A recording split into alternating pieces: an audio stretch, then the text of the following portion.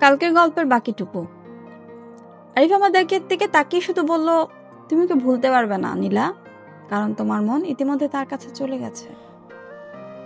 ওর এই কথাগুলো আমার বুকের ভেতর ছুরি হয়ে ঢুকছিল।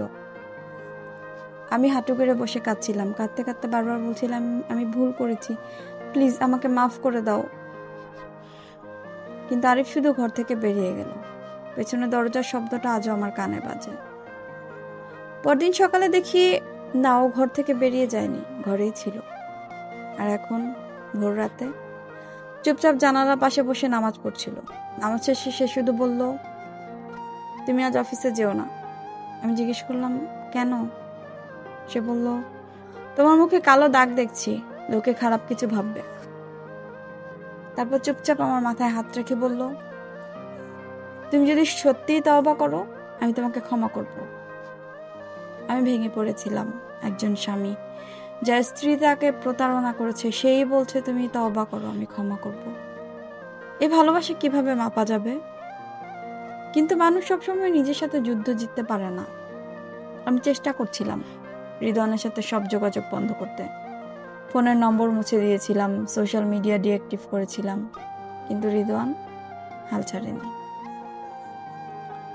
প্রতিদিন সকালে অফিসের নিচে দাঁড়িয়ে থাকতো, চিঠি লিখে দিত, বলতো তোমাকে ছাড়া থাকতে পারবো না নীলা। আমি জানতাম আমি যদি একবার ওর চোখে তাকাই, সব প্রতিজ্ঞা, সব তওবা ভেঙে যাবে।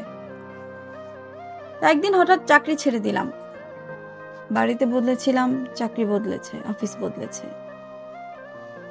আরিফ কিছু বলেনি, শুধু বলেছ, তুমি যা করছো আল্লাহ যেন তোমাকে সঠিক পথে রাখেন। ওর এই শান্ত কথা আমার ভিতরে ঝড় আরো বাড়িয়ে দিত। প্রতিদিন রাতে আমি কাঁদতাম, নামাজ পড়তাম, ক্ষমা চাইতাম, কিন্তু একটা ভয় কাজ করত। রিদওয়ান, সে যদি একদিন আমার দরজায় আসে, তাহলে আমি কি ঠিক থাকতে পারবো? একদিন সেটাই হলো। বিকেলে দরজায় টোকা পড়লো। দরজা খুলতেই দেখি রিদওয়ান দাঁড়িয়ে আছে, চোখ লাল, চুলগুলো উস্কো খুস্কো এলোমেলো। বলল, তুমি কেন পালিয়ে বেড়াচ্ছ আমার কাছ থেকে নীলা? আমি বললাম, আমাদের সম্পর্ক শেষ রিদওয়ান, এটা হারাম। সে হেসে বলল, ভালোবাসা কখনো হারাম হয়? আমি কেঁদে বললাম, ভালোবাসা হারাম হয় যখন তা কাউকে ভাঙে, যখন তা কোনো ঘর নষ্ট করে। ঠিক তখনই পেছন থেকে আরিফের কণ্ঠ শুনলাম, তুমি চলে যাও। রিদওয়ান স্তব্ধ হয়ে গেল। আমার স্বামী দরজার পাশে দাঁড়িয়ে শান্ত কিন্তু ভয়ঙ্কর চোখে তাকিয়েছিল। রিদওয়ান বলল, আমি শুধু কথা বলতে চেয়েছিলাম। আরিফ বলল, তুমি যা চাও বলেছ, এবার চলে যাও। সে চলে গেল। আর আমি সেদিনই বুঝেছিলাম, আল্লাহ যখন কাউকে ভালোবাসেন, তখন তিনি তাকে সবচেয়ে কষ্ট দিয়ে শিক্ষা দেন।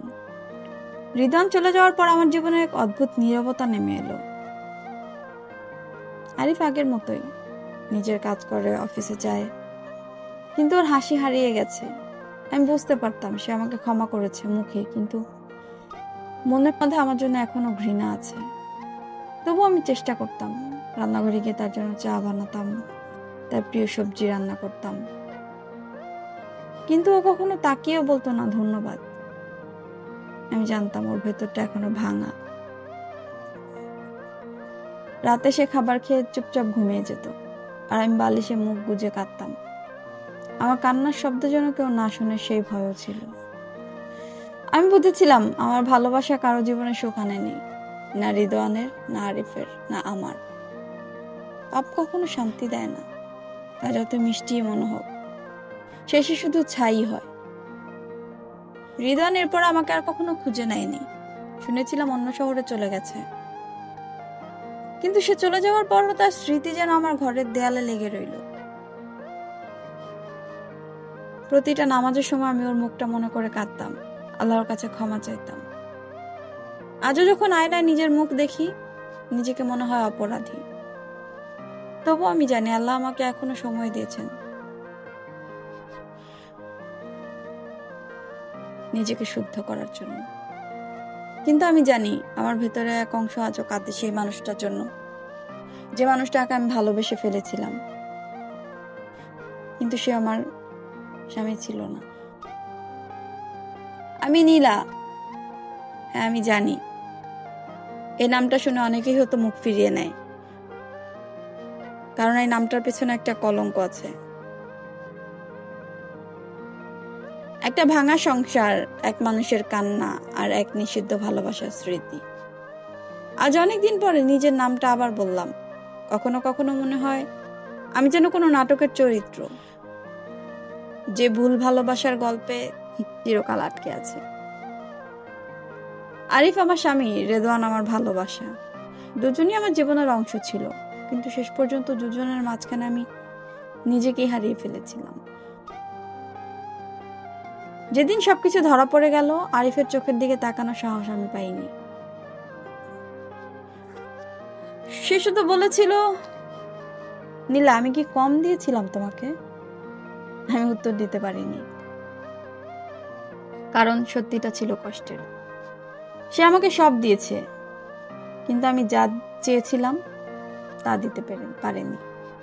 আমি একটু ভালোবাসা চেয়েছিলাম মন থেকে, একটু সময় চেয়েছিলাম তার ব্যস্ততা থেকে, একটু ছোঁয়া চেয়েছিলাম তার, কিন্তু তার কাছে আমি ছিলাম এক দায়িত্বের নাম, অভ্যেসের নাম। তাই তো রিদওয়ান আমার জীবনে এসেছিল হঠাৎ করে, একটা বন্ধুত্ব, অতঃপর অদ্ভুত এক টান। সে আমার কথা শুনতো, ছোট ছোট যত্ন নিত, আর আমি ভুলে গিয়েছিলাম আমি একজন স্ত্রী। হয়তো তখনই শুরু হয়েছিল আমার পতন। সে বলেছিল, তুমি আলাদা নীলা, তোমার মধ্যে একটা শান্তি আছে।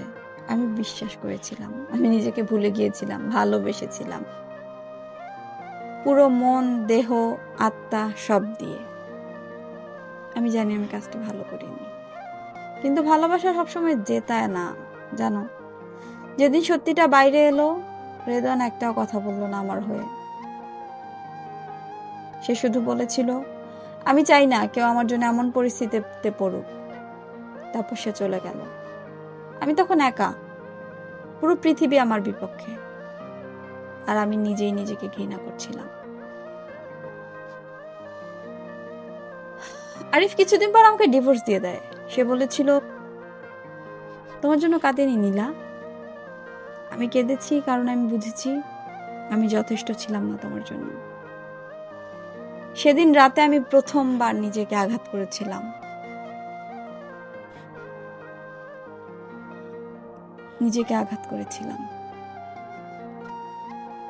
তারপর আমি শহর ছেড়ে চলে যাই, একটা নতুন জায়গায়, নতুন জীবন করি, নতুন অফিস, নতুন মুখ। কিন্তু রাত হলে পুরনো ছায়ারা ফিরে আসে। বিছানার পাশে কখনো রিদওয়ানের দেওয়া নোটবুকটা, সেটাতে লেখা, তুমি একদিন আমায় ভুলে যাবে, কিন্তু তোমায় নয়।